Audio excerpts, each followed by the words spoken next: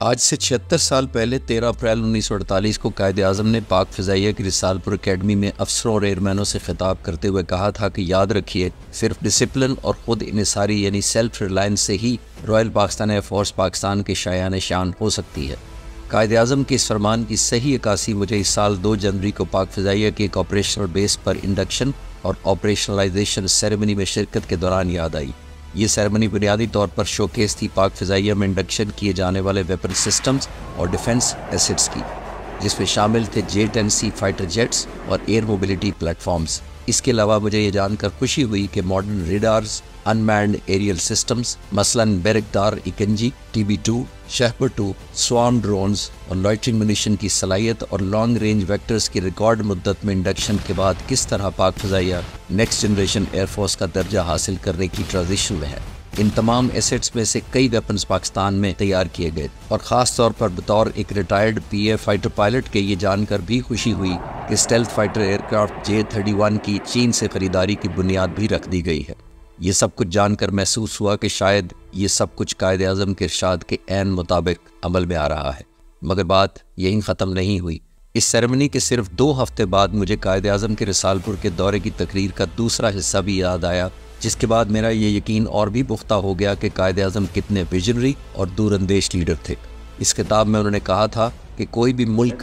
کمزور فضائیہ کے ساتھ دشمن کے رحم و کرم پر ہوتا ہے۔ پاکستان کو چاہیے کہ وہ جلد از جلد پاک فضائیہ کو اس حد تک ایفیشنٹ اور مضبوط کرے کہ یہ دنیا کی کسی بھی ایئر فورس سے کم تر نہ ہو۔ قائد اعظم کے ارشادات کے عین مطابق 16 جنوری کو ایران کی طرف سے پاکستان کی سرزمین پر میزائل فائر کرنے کے بعد پاک فضائیہ کی جوابی کارروائی کی تفصیلات جاننے کے بعد مجھے یہ جان کر خوشی ہوئی کہ کس طرح پاک فضائیہ قائد اعظم کے ارشادات پر حرف بحرف پوری اتری اور اپنی فضائیہ پر میرے اعتماد میں بھرپور اضافہ ہوا۔ آئیے اس واقعے کی تفصیل جانتے ہیں۔ کہتے ہیں خوف ایک فطری عمل ہے جبکہ بہادری ایک چوائس ہے،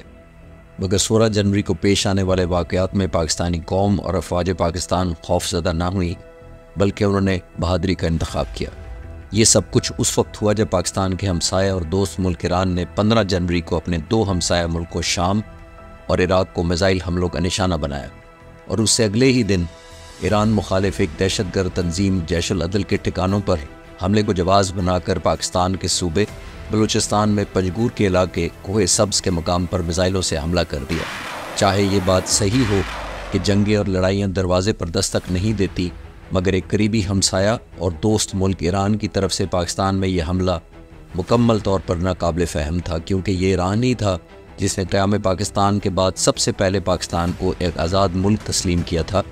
اور دوسری طرف ایران کے تمام ہمسایوں میں سے پاکستان ہی واحد ہمسایہ ہے جس کی طرف سے ایران کو کبھی کسی خطرے کا سامنا نہیں کرنا پڑا۔ اس حملے کے نتیجے میں 2 بچیاں جاں بحق ہوئیں اور 3 زخمی۔ شاید یہ بھی حسن اتفاق تھا کہ پاکستان پر حملے کے دن بھارتی وزیر خارجہ جے شنکر تہران میں موجود تھے، جنہوں نے ایک بیان میں کہا کہ ایران کے اپنے دفاع میں لیے گئے اس ایکشن کو انڈیا پوری طرح سمجھ سکتا ہے اور ایران کی حمایت کرتا ہے۔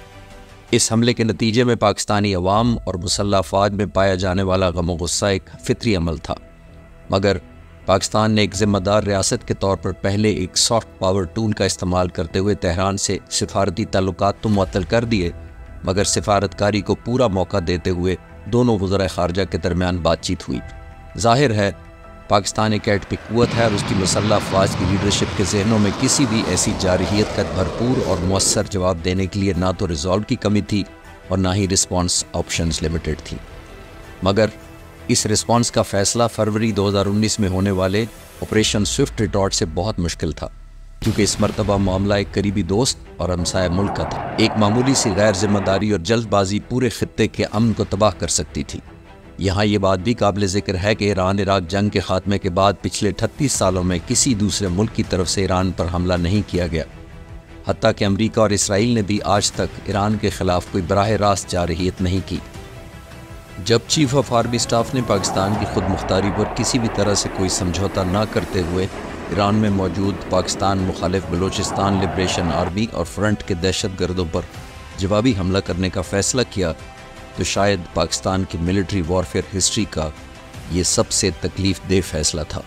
کیونکہ موجودہ کشیدگی ایران اور پاکستان کے 75 سالہ برادرانہ تعلقات کی عکاسی نہیں کرتی تھی۔ मगर मेरी तहकीक और तज्जिए के मुताबिक इस ऑपरेशन करने का बुनियादी मकसद इस खित्ते में ऐसे पड़ोसी मुल्कों को पैगाम देना था जिन्होंने माजी में न सिर्फ पाकिस्तान की हदूद की खिलाफ वर्जी की जुर्रत की बल्कि भारी नुकसान भी उठाया, और शायद इसलिए भी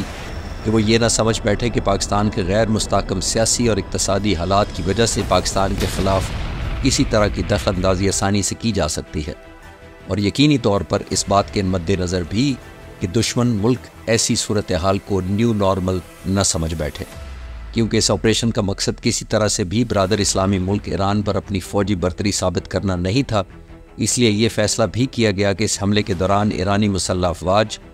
फ़ौजी तनसीबात और आम ईरानी शहरियों को किसी तरह से भी कोई नुकसान ना पहुँचे।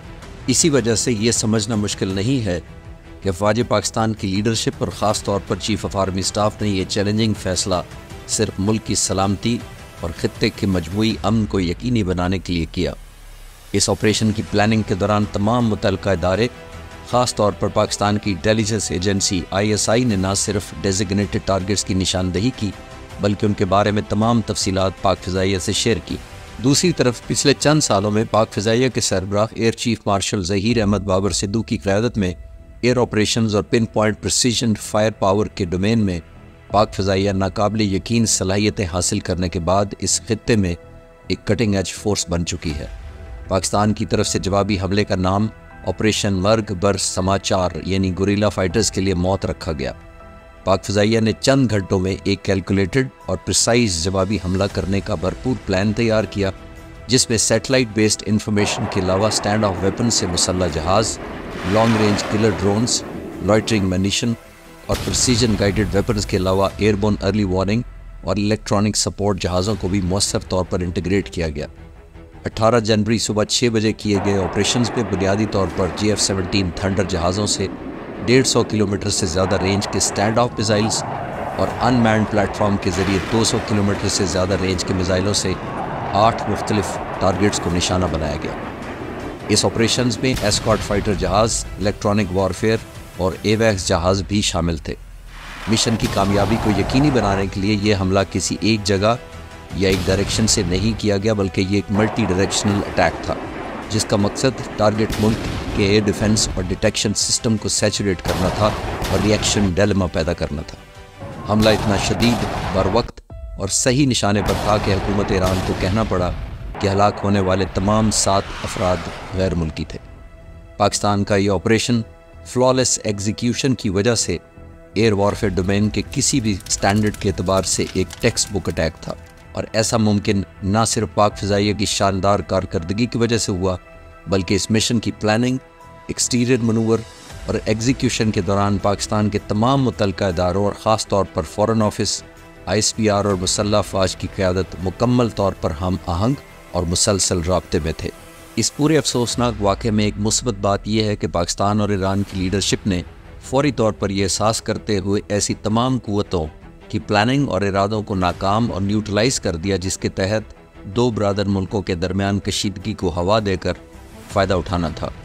इस वाक़े के फ़ौरन बाद पाकिस्तान और ईरान ने अपने अपने अवाम और हुकूमतों के दरमियान मिसाली मजहबी, सकाफ़ती और तिजारती ताल्लुकात एक दफ़ा फिर से बहाल करने का अज़्म किया और आइंदा ऐसी सूरत हाल से बचने के लिए मुनज़्ज़म मेकनिज़म तय किया जो इंतहाई काबिल सताइश और मुदब्बिराना सोच थी। दूसरी तरफ पाकिस्तान के कौमी वक़ार और ख़ित्ते के अमन के लिए अपनी डेटरेंस को बरवक्त और मौसर तरीके से बहाल करने पर पाकिस्तान के तमाम अस्करी इदारे और पाक फ़िज़ाइया मुबारकबाद के मुस्तहिक हैं, और यकीनी तौर पर आने वाले वक्तों में पाकिस्तान का कोई और हमसाया इस तरह का हमला करते वक्त ऐसे किसी हमले की कीमत का कई बार अंदाज़ा लगाएगा। पाकिस्तान पाइंदाबाद।